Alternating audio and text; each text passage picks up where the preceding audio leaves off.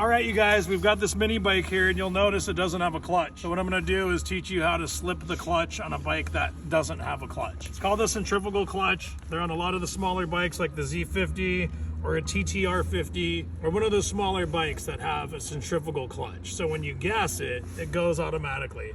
What I'm gonna show you today is how to slip the clutch and get it to pop up in a wheelie. So there's a spot in the shifter, it's about halfway in between shifting it, and my son taught me this. You can rev the bike up, and when you drop it back into gear, it'll kick it in. I'll give you a little demonstration so you know how to slip the clutch on a bike that doesn't have a clutch. A small example is if it's in gear right now, it just goes automatically. But you'll notice there's a false neutral here. And that's what you're gonna do.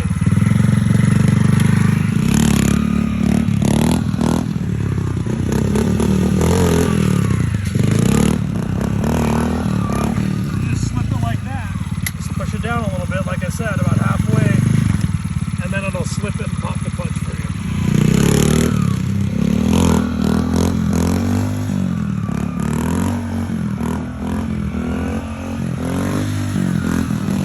Hopefully that tip helps you guys on how to slip the clutch on a bike that does not